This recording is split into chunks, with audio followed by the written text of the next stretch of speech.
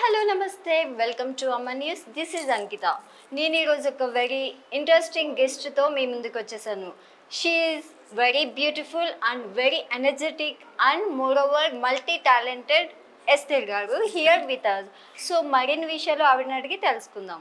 Hi ma'am. Hi, ఎలా ఉన్నారు? నేను బాగున్నాను. మీరు ఎలా ఉన్నారు? నేను చాలా బాగున్నాను. What is Maya?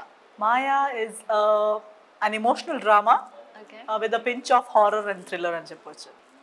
సో మీరు ఎప్పుడు డిఫరెంట్ క్యారెక్టర్స్ చూస్ చేసుకుంటారు సో దట్ ఈ మూవీలో మీ క్యారెక్టర్ ఎలా ఉంటుంది?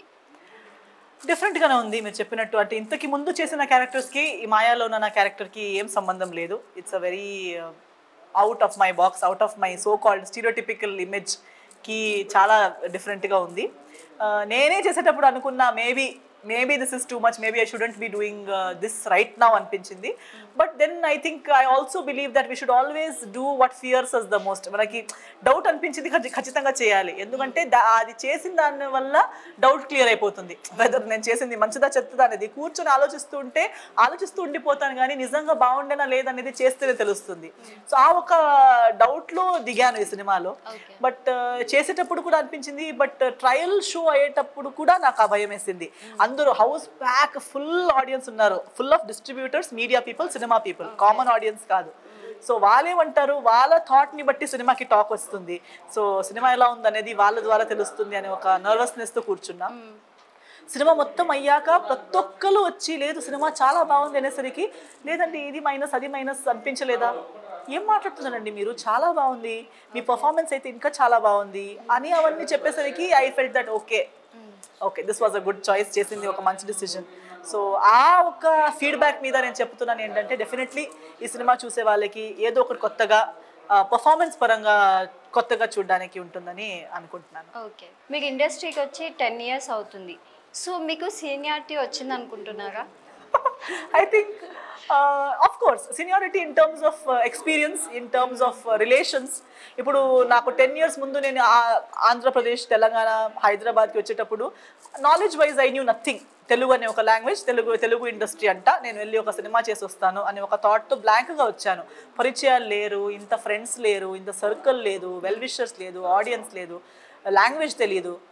కానీ 10 years కింద ఇప్పుడు నేను తిరిగి చూస్తే, నేను మొన్న అది 10th anniversary అని చెప్పి అంతలా వీడియోస్ పంపించేటప్పుడు నేను ఆ ఎస్తర్ని చూసేటప్పుడు నేను ఆలోచిస్తున్నా, ఈ ఎస్తర్కి అసలు తెలుసా 10 yearsలో ఆమె జర్నీ ఎలా ఉంటుంది, ఇదే తెలుగు ఇండస్ట్రీలో ఆమె ఎక్కడ దాకా 10 years తర్వాత ఉంటుందనే విషయం తెలుసా?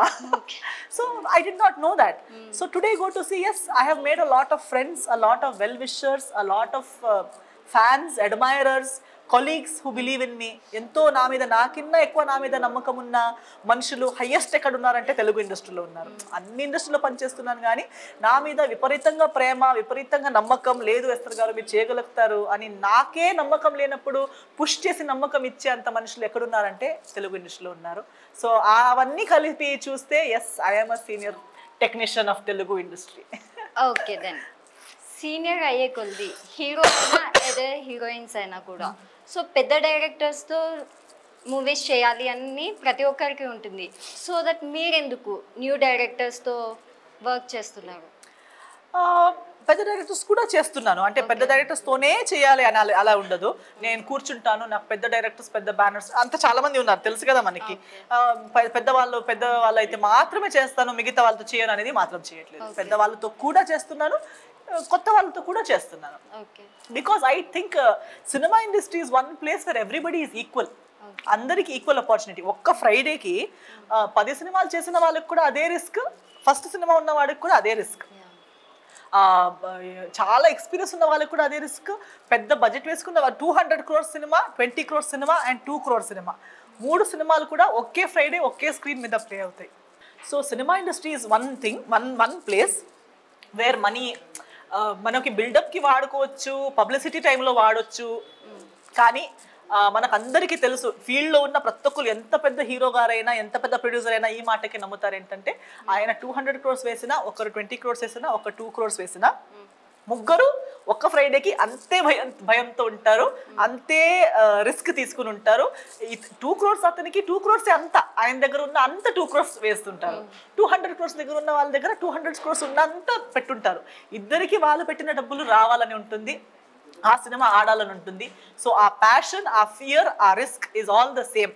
సో ఓన్లీ బయట కూర్చుని చూసే వాళ్ళకి మాత్రమే ఇది పెద్ద సినిమా, ఇది చిన్న సినిమా, పెద్ద సినిమా అయితే safe, there is no safety, no guarantee, hit అనే గ్యారంటీ లేదు, డబ్బులు వస్తాయనే గ్యారంటీ లేదు. ప్రతి ఒక్కరికి ఆ question mark same question mark. So ఇన్ని సంవత్సరాలు సినిమా ఇండస్ట్రీలో పనిచేసి నేను నేర్చుకున్నది అది. అండ్ నన్ను ఓన్లీ ఒక హీరోయిన్గా నేను సేఫ్గా ఉండాలి, నాకేంటి సినిమా ఆడినా ఆడకపోయినా నాకు నెక్స్ట్ సినిమా వస్తుంది కదా అనే థాట్ నాకు ఎప్పుడూ లేదు. నేను ఒకరితో ఒక రూపాయి తీసుకొని ఒక సినిమాలో వర్క్ చేసి ఆ సినిమా నాది అని తెలుస్తానైతే ఆ సినిమా లాస్ట్ డే వరకు నాది, ఆ సినిమా సక్సెస్ ఫెయిలర్ నాది, ఆ సినిమా రిలీజ్ అవ్వాలి, రిలీజ్ అవ్వకపోతే నేను బాధపడతాను. సో నాకు అంతే అటాచ్మెంట్ నా ప్రతి ప్రాజెక్ట్ మీద ఉంది. దాంట్లో చిన్న పెద్ద లేదు. నేను ఒప్పుకున్న ప్రతి సినిమా నాకు నాదే, అది నాది అని చెప్పుకున్నాక అది ఒక మంచి స్థాయికి వెళ్ళి రీచ్ అయ్యేంత వరకు నేను ప్రయత్నిస్తూనే ఉంటాను. సో అది కూడా నాకు లేదు. ఇన్ని సంవత్సరాలు నేను నేర్చుకున్న కొన్ని ఎథిక్స్లో ఇవి కొన్ని points, very major points, which is why I follow them strictly. Maya డైరెక్టర్తో మీకున్న ఎక్స్పీరియన్స్ ఎలా ఉంది? అండ్ ఈ మూవీ తీసినప్పుడు ఏదైనా ఫేస్ చేశారా? ఇబ్బందిగా ఫీల్ అయిన విషయాలు ఏమైనా ఉన్నాయా? డైరెక్టర్తో ఎక్స్పీరియన్స్ ఏమని చెప్పాలంటే ఐ లైక్ హిస్ కాన్ఫిడెన్స్. ఎందుకంటే ఎవరికి అసిస్టెంట్గా పనిచేయలేదు, ముందు ఏ సినిమా తీయలేదు, ఒక షార్ట్ ఫిల్మ్ తీశారు, ఇదే ఫస్ట్ సినిమా. డైరెక్ట్గా వచ్చి నాతో మాట్లాడి నన్ను ఒప్పేసుకుని సినిమా స్టార్ట్ చేసే కాన్ఫిడెన్స్ తనకుండే. సినిమా తీసేటప్పుడు సినిమా ఎలా తీయాలి ప్రాసెస్ అనేది తెలుసు, కానీ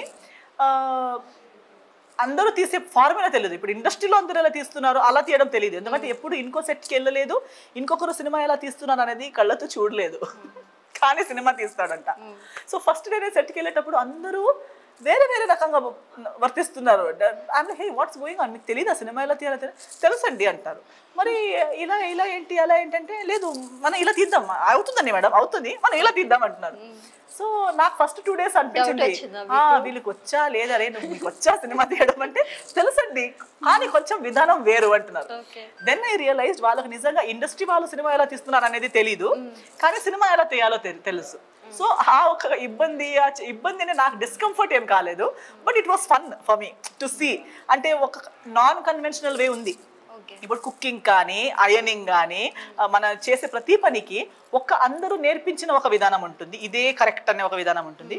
కానీ దానికి 10 వేరే ఆప్షన్స్ కూడా ఉంటాయి. మీకు చేయడం వచ్చైతే చేయొచ్చు, వంట కానీ అయనింగ్ కానీ క్లోత్స్ వాష్ చేయడం కానీ దేనికి కూడా మీది ఓన్ మెథడ్ కూడా మీరు వాడవచ్చు. వాళ్ళు ఆ మెథడ్ వాడుకున్నారు ఈ సినిమా చేయడానికి. మీరు ఎలా చేసుకున్నారంటే ప్రొడక్షన్ నుంచి డైరెక్షన్ నుంచి ఏదొకటి ఇది ఒక డిపార్ట్మెంట్ అని మీరు చూపించలేరు, వీడి పని ఇంతే అని మీరు చెప్పలేరు. అందరు అన్ని పనులు చేసుకుంటున్నారు, పని జరుగుతుంది, వర్క్ ముందుకు వెళ్తుంది. కానీ ఈ పని ఎవరు చేసిందంటే దానికి డిపార్ట్మెంట్ అనేది లేదు. But it was a group of passionate fun youngsters who wanted to do a good film, and I'm very happy to be a part of this film. I enjoyed the process, and today నేను కూర్చుని cinema చూసేటప్పుడు trial show చూసేటప్పుడు I'm happy with the result as well. ఎందుకంటే చాలా మంది ఎంతో మందికి assistant చేసి ఎన్నో సంవత్సరాలు ఎక్స్పీరియన్స్ అని చెప్పి కూడా లాస్ట్కి సినిమా తీసేటప్పుడు ఇంత కూడా సినిమా తీయలేరు. ఒక డీసెంట్ సినిమా తీసే అంత కెపాసిటీ ఉండదు. అదే ఏమి సినిమా చేయకుండా ఎక్స్పీరియన్స్ లేకుండా కూడా ఇంత బాగా సినిమా తీయగలిగారు అనేది కూడా I'm very proud of my team. Okay, so మీరు ఒక సింగర్ నుంచి యాక్ట్రెస్గా అండ్ డైరెక్టర్గా అసలు ఎలా అనుకున్నారు డైరెక్టర్ అవ్వాలి అని? అనుకోలేదండి. నేను యాక్చువల్లీ యాక్టర్ అవ్వాలని కూడా అనుకోలేదు. నేను I'm just going with the flow. అంటే సింగర్ అనేది కూడా నేను ప్రొఫెషనల్ సింగర్ అవ్వాలనుకోలేదు. సింగింగ్ ఇష్టం ఉండే, స్కూల్లో ఉన్నప్పుడు అన్ని కాంపిటీషన్స్లో taking part. Once I'm popular, school వాళ్ళే నన్ను పంపించేవారు, ఇంటర్ స్కూల్ పంపిస్తుంటారు కదా, స్కూల్కి పేరు రావాలని వాళ్ళు పంపిస్తున్నారు. ఆ ప్రాసెస్లో నేను పాపులర్ అయిపోయాను. చాలా కాంపిటీషన్స్కి వెళ్ళి ప్రతి కాంపిటీషన్లో ఫస్ట్ వచ్చేసరికి ఓకే ఎస్తర్, ఆ జెరోజా స్కూల్ నుంచి ఎస్తర్ ఉంది కదా ఆమె చాలా బాగా పాడుతుందని పేరు వచ్చేసింది. అక్కడ నుంచి ఇంకొకరు కంపోజర్ వాళ్ళ షో కోసం సింగర్ వెతుకుతుంటే నాకు వచ్చింది. సో ఆ ఫ్లోలో నేను ఒక చిన్న ఏజ్కి ఒక 3rd 4th స్టాండర్డ్లో ఉన్నప్పుడే బేబీ ఎస్తర్ అని చెప్పి స్టేజ్ మీద పాపులర్ అయిపోయాను. సో డాన్స్ చేస్తూ పాడటం కొన్ని నా పెక్యులర్ నా స్టేజ్ బిహేవియర్ చాలా హ్యాపీ అయిపోయి అదే నా ట్రెండ్ అయిపోయి సో ఎస్తర్ అంటే స్టేజ్ మీద ఇలాగే ఉంటుందనే ఒక ట్రేడ్ మార్క్ అయిపోయింది. ఇప్పుడు దాకా అలాగే ఉంది. సో గోవాలో మ్యాంగ్లూర్లో సంవత్సరానికి ఒక వరల్డ్ టూర్, ఒక్క షో టూర్స్ ఉంటాయి. అది నేను ఖచ్చితంగా చేయాల్సిందే, ఎందుకంటే అంత ఫిక్స్డ్ ఆడియన్స్ అండ్ అంతా నాకు ఆదరిస్తున్నారు, ప్రేమిస్తున్నారు. అది అలా అయిపోయింది. అదే చేస్తూ నేను లైఫ్లో యాక్చువల్లీ ప్రొఫెషనల్గా నేను ఐఏఎస్ ఆఫీసర్ అవ్వాలనుకున్నాను, సివిల్ సర్వెంట్ అవ్వాలనుకున్నాను, హీరోయిన్ అవ్వాలనే కోరిక డ్రీమ్ ఎప్పుడు లేదు. బట్ స్టేజ్లో చూస్తూ చూస్తూ నా ఫైన్ ఆర్ట్స్లో ప్యాషన్ ఉండే, అది నేను ఒక హాబీగా నా పర్సనల్ హ్యాపీనెస్ కోసం నేను ఎప్పుడు చేస్తూ ఉండాలనుకున్నాను, ప్రొఫెషన్గా ఎప్పుడు అనుకోలేదు. కానీ చూసిన వాళ్ళు ఆ పొటెన్షియల్ నాలో చూశారు. మా గురువు గారు సరోజ్ ఖాన్ గారు బాంబేలో నాకు అప్పుడు చూశారు. ఆమె నాకు సినిమా అనే ఒక ట్రేడ్కి తీసుకొచ్చింది, ఇంట్రడ్యూస్ చేసింది. ఆమె ద్వారా నేను సినిమా లోకం చూడాల్సిన ఒక సందర్భం నాకు దొరికింది. లేకపోతే లైఫ్లో ఎప్పుడు కూడా సినిమా అనేది కూర్చుని థియేటర్లో చూడడం ఒకటి, కానీ సినిమా వరల్డ్ లోపల వెళ్ళడం is a different route altogether. Because of my guruji, నా గురూజీ వల్ల నేను ఇండస్ట్రీ లోపల వెళ్ళగలిగాను. ఆ ఎక్స్పోజర్, నాకు నాలెడ్జ్ వచ్చింది. అక్కడి నుంచి సినిమా అనేది జర్నీ స్టార్ట్ అయిపోయింది. అక్కడ కూడా నేను అనుకున్నా, ఓకే కొన్ని సినిమాలు, కొన్ని మేబీ ఎవరు ఎంతమంది నన్ను హీరోయిన్గా తీసుకుంటారు, ఒకరిద్దరు తీసుకుంటారులే, తర్వాత back to education. But no, heroine అనుకోకుండా అయ్యాను. హీరోయిన్ నుంచి మళ్ళీ నాకు అనిపించింది I don't like this, I want to do more. So then I changed my route as an యాక్టర్గా ఇలా అయ్యాను. సో అలాగే డైరెక్టర్ కూడా నేను కూర్చుని ఏ ఒక్క రోజు నా వైల్డెస్ట్ డ్రీమ్లో కూడా, అంటే నిద్రలో వచ్చిన డ్రీమ్లో కూడా నేను డైరెక్టర్ అని ఎప్పుడు రాలేదు. అంత బిజార్ డ్రీమ్లో కూడా డైరెక్షన్ అనేది లేదు. But lockdown made it. Lockdown is it self so bizarre. ఎప్పుడు లైఫ్లో మనం లాక్డౌన్ లాంటి సిచ్యువేషన్ హాలీవుడ్ సినిమాలో చూస్తాం, వరల్డ్ మొత్తం ఎండ్ అయిపోవడం అంట, మనం ఒక్కొక్కరే ఉండిపోవడం అంట, అలాంటి మన సినిమాలు చూసాం. కానీ నిజంగా మనం లాక్డౌన్ కరోనా లాంటిది చూస్తాం అనుకోలేదు. బట్ ఆ కోవిడ్ టైంలో ఆ 2 years బ్రేక్ రావడం, కూర్చోవడం వల్ల చాలా పాటలు రాశాను. అది ఇంకా నేను వీడియో షూట్ చేయలేదు. Songs are ready. I wrote so many songs when I was free. One of them was writing a story also. That story was this. Single lines చాలా రాశాను, బట్ డెవలప్ చేసేంత మంచి స్టోరీస్ నాకు అనిపించలేదు. ఇంకో story ఉంది, అది డెవలప్ చేయలేదు, 1 line మాత్రమే ఉంది. ఇది నాకు చాలా నచ్చింది, ఈ ఒక స్టోరీ, నేను ఇప్పుడు డైరెక్షన్ చేసిన స్టోరీ. అది రాస్తూ డెవలప్ చేస్తూ ఒక మంచి ఫుల్ ఫ్లెజ్డ్ స్టోరీగా రాశాను. అది కూడా మళ్ళీ స్క్రిప్ట్ కాదు, జస్ట్ స్టోరీ. స్టోరీని మదర్ వింటే మమ్మీ అన్నారు, ఓకే ఇది సినిమాలో తీయడానికి బాగుంది, స్క్రిప్ట్ చాలా బాగుంది, స్క్రిప్ట్గా మార్చేసేదాన్ని, సీన్స్ లాగా రాసుకో. విపరీతంగా టైం పడి ఉంది కదా, అప్పుడు వేరే ఏం కమిట్మెంట్స్ లేవు.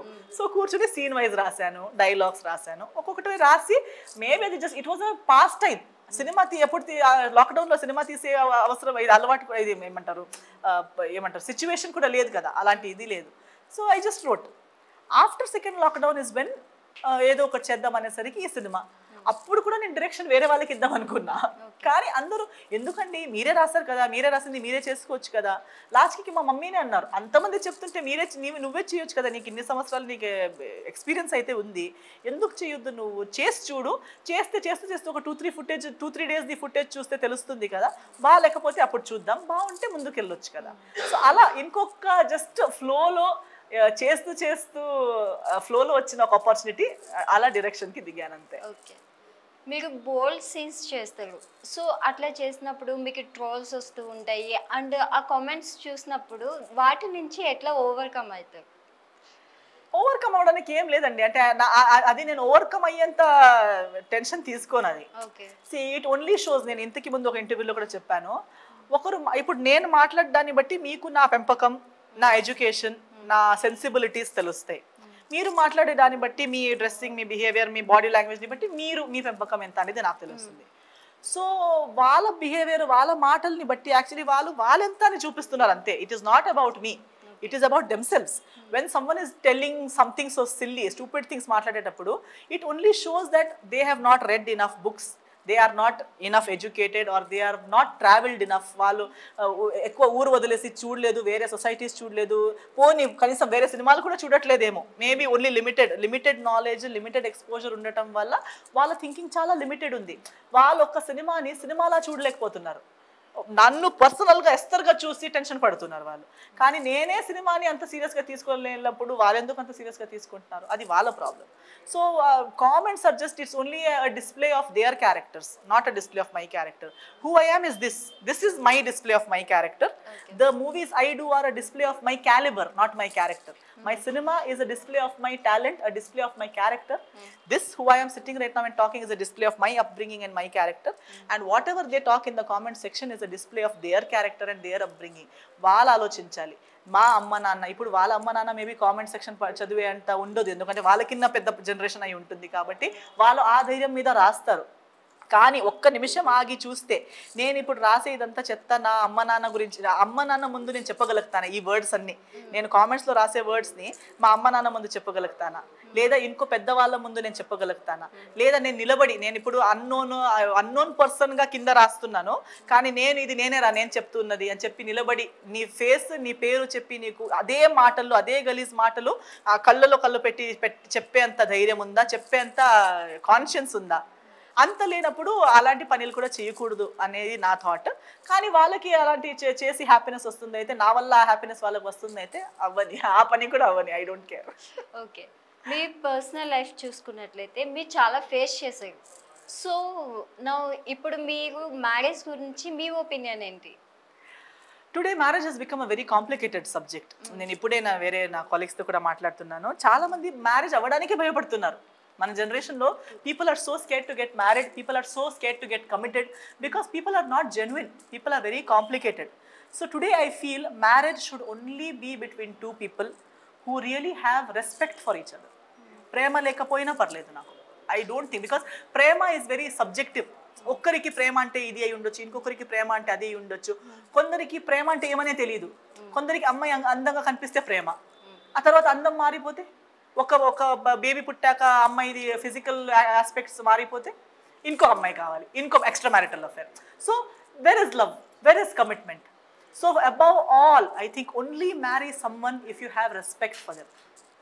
Respect in terms of not just okay ఆమె ఎక్కువ సంపాదిస్తే లేదా పెద్ద ఫ్యామిలీ నుంచి వస్తుంటే ఆ భయంతో వచ్చే రెస్పెక్ట్ కాదు, ఒక మనిషికి క్యారెక్టర్లో ఉన్న రెస్పెక్ట్. అంటే I know this woman is a hard working woman, this woman is a good daughter, she takes care of a parents so well. ఆమె అమ్మ నాన్నకి ఎంత మంచి కూతురుగా ఉంది, తన బ్రదర్ సిస్టర్స్కి ఎంత మంచి సిస్టర్గా ఉంది, తన వర్క్ని ఎంత పద్ధతిగా చేస్తుంది, ఎంత మంచి చదువు ఉంది, ఎంత మంచిగా మాట్లాడుతుంది, ఆర్ ఎంత మంచిగా everything. Appreciate the little things that she is. And when you look at those qualities then the external factor, ఈ కమిట్మెంట్కి పడే కష్టాలు అవన్నీ బ్లర్ అయిపోతాయి. Because you like a person's character and you respect that person. Same goes to woman. ఒక అమ్మాయికి కూడా అబ్బాయి మీద రెస్పెక్ట్ ఉండాలి, ఆ అబ్బాయి క్యారెక్టర్ మీద లేదు, నేను ప్రేమిస్తున్న అబ్బాయి లేదు, సో నేను పెళ్లి చేయబోతున్న అబ్బాయికి ఈ క్వాలిటీస్ ఉన్నాయి, ఈ క్యారెక్టర్ ఉంది అనే ఒక రెస్పెక్ట్ అనేది ఉంటే అది ఎన్ని సంవత్సరాలు వెళ్ళినా ఏ పరిస్థితులు వచ్చినా కూడా అది కదలదు, అది చేంజ్ అవ్వదు. సో ఎప్పుడు మనకి రెస్పెక్ట్ ఉన్న వాళ్ళని వెతకండి, రెస్పెక్ట్ ఇవ్వగలగాలి. ఆ రెస్పెక్ట్ ఇవ్వగలగడం కూడా ఒక క్వాలిటీ.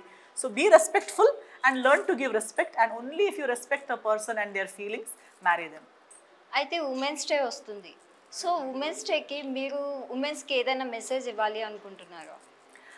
విమెన్కి కూడా ఇదే, నిన్న కూడా చాలాసారి అడిగారు, నా మైండ్లో ఉండేది ఎప్పుడు ఇంతే. నేను కూడా యాజ్ అ ఉమెన్ ఫేస్ చేస్తున్నదే నేను పంచుకుంటాను. చూస్తున్నాను నేను సమాజంలో కానీ, కామెంట్స్లో కానీ, ట్రోల్స్లో కానీ, వేరే వాళ్ళ ఫొటోస్లో కానీ పెట్టే విషయాలు కానీ ఎప్పుడు అమ్మాయిలకి సొసైటీ చెప్తూనే ఉంటుంది, నువ్వు ఇలా ఉంటే బ్యూటీ. ఇప్పుడు ఫేర్ అండ్ లవ్లీ అని ఉండే అది ఇప్పుడు మార్చేశారు, ఇప్పుడు గ్లో అండ్ బ్యూటీ చేశారు. ఎందుకంటే ఫేర్ ఉండడమే బ్యూటీ కాదు, లేకపోతే మొన్నటి దాకా ఫేర్ ఉంటే బ్యూటీ, టాల్ ఉంటే బ్యూటీ, కొందరికి షార్ట్ ఉంటే బ్యూటీ, కొన్ని సమాజంలో కొందరిలో డార్క్ ఉన్న బ్యూటీ, కొందరిలో ఫ్యాట్ ఉన్న బ్యూటీ, కొందరికి చబ్బీగా ఉంటే అందం అంటారు, కొందరు లేదు లావు బర్రెలా ఉంది అంటారు. సో సమాజం 10 చెప్తారు, మనం అందరూ అలా చెప్పి అమ్మాయిల బ్రెయిన్ ఎలా అయిపోయింది, ఇంట్లో నుంచి ఎలా మనం పెరుగుతూ వచ్చామంటే నలుగురు మమ్మల్ని ఆ నలుగురు ఏం చెప్తారు, ఆ నలుగురు ఏం చెప్తారు. సో ఆ నలుగురు చెప్పడంలోనే మన జీవితం మొత్తం అయిపోయింది. నలుగురికి బ్యాడ్ కనిపించకూడదు, సమాజం మన గురించి ఏది చెప్పకూడదు, ఎవరో మమ్మల్ని చూసి చప్పట్లు కొడితేనే మనం మంచోళ్ళు అనే ఒక థాట్ వచ్చేసింది. అండ్ నోయింగ్లీ ఎంత పెద్ద పొజిషన్లో ఉన్నా, ఎంత అచీవ్ చేస్తున్నా అమ్మాయిలు ఎక్కడో ఒక చోట ఇంకొకరి అప్రిసియేషన్ గురించి వెయిట్ చేస్తూ ఉంటారు. ఎవరో నా హస్బెండ్ నన్ను అప్రిషియేట్ చేయాలి, నేను ఇంత హార్డ్ వర్క్ చేస్తాను, ఇంటి కోసం ఇంత చేస్తున్నాను, హస్బెండ్ నన్ను చూసి నా వైఫ్ ఎంత మంచి వైఫ్ అని చెప్పాలి, ఆ రోజు నా లైఫ్ ధన్యం. లేదా నా పిల్లలు నన్ను చూసి లేదు మా అమ్మ మన కోసం ఎంత చేస్తుంది అని చెప్తే నా లైఫ్ అయిపోయింది. లేదా ఆఫీస్లో ఎవరు చెప్పాలి, లేదా నలుగురు నా ఫ్రెండ్స్ నా ఫ్యామిలీ ఎవరో ఒకరు చెప్పాలి. బట్ వాళ్ళు చెప్పరు. వాళ్ళు చెప్పలేనప్పుడు ఇన్ఫ్యాక్ట్ చెప్పకపోయినా పర్లేదు మైనస్ చెప్తారు, మంచిది ఎలాగో చెప్పరు, నెగిటివ్ ఎక్కువ చెప్తారు. ఏంటి ఇలా అయిపోయావు, నీకు డ్రెస్సింగ్ తెలుసా, నువ్వు ఎందుకు డ్రెస్సింగ్ చేయలేదు, why doesn't she have time for herself, because she is giving that time to you. ఆ థాట్ ప్రాసెస్ ఉండదు, కానీ అది ఉండాలని కోరుకుంటూ ఉంటారు. వెయిట్ చేయకండి, don't wait for another person to observe, appreciate, notice and clap hands to you. ఇంకొకరి appreciation, ఇంకొకరి అప్రూవల్ వల్ల మీ లైఫ్, మీ ఎగ్జిస్టెన్స్ ప్రూవ్ అయ్యేది కాదు. Look at the mirror at yourself, celebrate yourself. మమ్మల్ని మనం నోటీస్ చేసి మన ప్లసెస్ని మనం చూసి సెల్ఫ్ అప్రిసియేషన్, సెల్ఫ్ అప్లాజ్ ఉండాలి. You should applaud for your self, cheer for your self, you should appreciate your body. ఇప్పుడు మీరు ఒక బేబీని బర్త్ ఇచ్చారు, చాలా మందికి డెలివరీ అయ్యాక సెల్ఫ్ ఎస్టీమ్ తక్కువ అయిపోతుంది. నేను ముందు నా ఫిగర్ ఎంత బాగుండేది, ఇప్పుడు నా ఫిగర్ పోయింది, నాది అయిపోయింది. Appreciate your body, that what has your body done. Your body has created an entire human being. ఆ కెపాసిటీ అబ్బాయిలకి లేదు, వాళ్ళకి అది ఏమని కూడా తెలియదు. వాళ్ళు మిమ్మల్ని చూసి నవ్వుతారు, కామెంట్స్ చేస్తారు, ఆంటీ అని పిలుస్తారు. బట్ ఒక్కరోజు వాళ్ళకి ఒక కిడ్నీ స్టోన్ అవుతే ఆ కిడ్నీ స్టోన్ పాస్ చేయడానికి వాళ్ళు చుక్కలు కనిపిస్తాయి వాళ్ళకి. అదే ఒక అమ్మాయికి ఒక బేబీని 9 months క్యారీ చేసి ఆ బేబీని బర్త్ ఇవ్వడానికి ఎంత ధైర్యం, ఎంత స్ట్రెంగ్త్ కావాలి. వరల్డ్లో second most painful thing is giving birth. First is burning alive. Burning alive అయ్యాక సెకండ్ మోస్ట్ పెయిన్ఫుల్ థింగే గివింగ్ బర్త్. ఆ గివింగ్ బర్త్ని ప్రతి అమ్మాయి చేస్తుంది. ఎంత సన్నగా ఉన్నా, ఎంత చిన్న ఏజ్లో, మా అమ్మమ్మ వాళ్ళందరూ 12-13 years ఏజ్కే చేసేసారు. ఎంతో మందికి, ఎంతో పిల్లలకి జన్మ ఇచ్చారు. So women is the strongest. ఎవ్వరు దానికి ఇంకొకరు, ముగ్గురు, నలుగురు చెప్పాలా అని లేదు. ప్రతి అమ్మాయి, ఏ అమ్మాయి వీక్ అమ్మాయి అనేది లేదు. ఒక తల్లికి ఉన్నంత స్ట్రెంగ్త్ ఇంకెవ్వరికీ లేదు. సో అమ్మాయిలు ఎప్పుడు మీ స్ట్రెంగ్త్ని మీరు గుర్తించండి, మిమ్మల్ని మీరు గుర్తించండి, మిమ్మల్ని మీరు అప్రిషియేట్ చేయండి. డైలీ మిమ్మల్ని మీరు సెలబ్రేట్ చేయండి. మీ అందాన్ని, మీ స్ట్రగుల్స్ని, మీ స్ట్రెంగ్త్ని. ఒక్క విమెన్స్ డే రోజు మాత్రమే అప్రిషియేట్ చేయాలని లేదు. ప్రతిరోజు విమెన్స్ డే, ప్రతిరోజు మన డే. ఇంకెవరు మమ్మల్ని పట్టించుకోవాల్సిన అవసరం లేదు, ఎవ్వరు మాకు చప్పట్లు కొట్టే అవసరం లేదు. మనమే మమ్మల్ని చప్పట్లు కొడుతూ ముందుకెళ్తూ ఉండాలి, అంతే.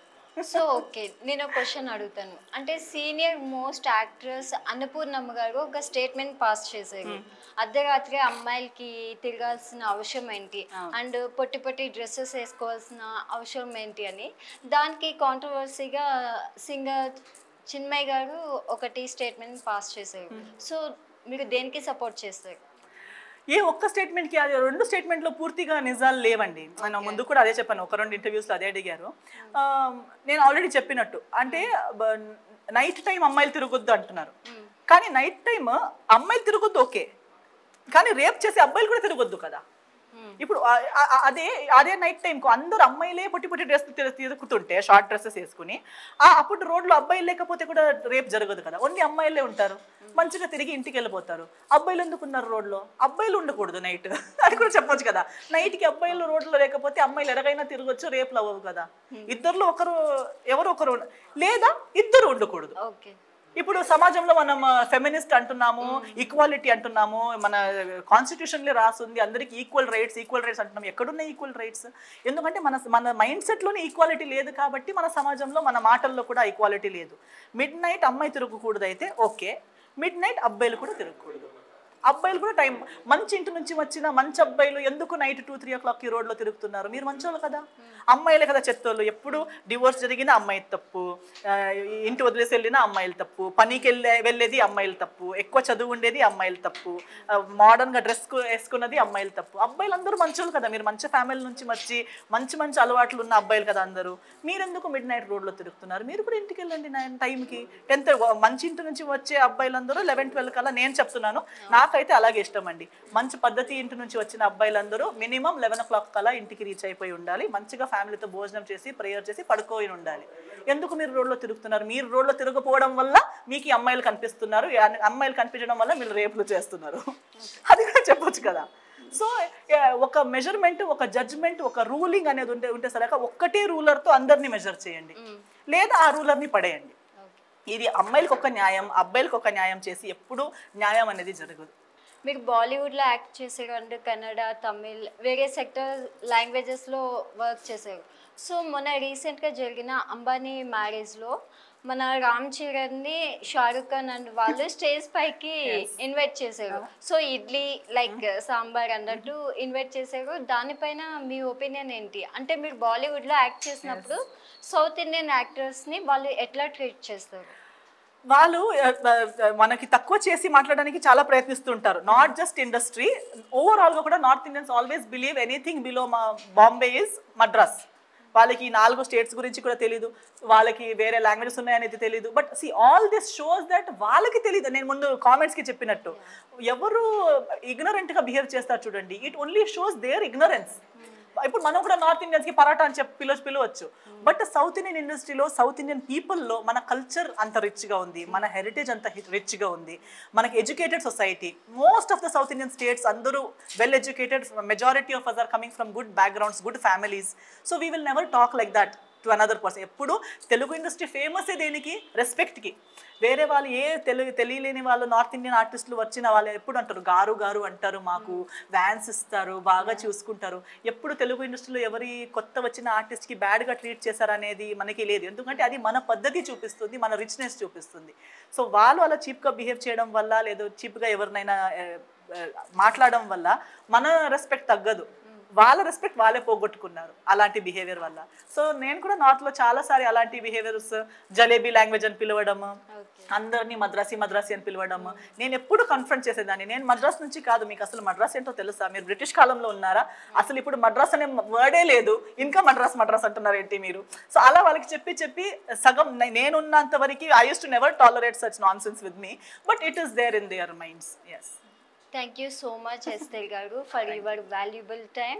అండ్ మీకు మోర్ సక్సెస్ రావాలి అని, అండ్ ఇన్ ఫ్యూచర్ అప్కమింగ్ మూవీస్కి కానీ వేరే ఏదైనా చేసినా కూడా all the best for that. Thank you so much. మీకు కూడా all the very best in your future. Okay, thank you so much.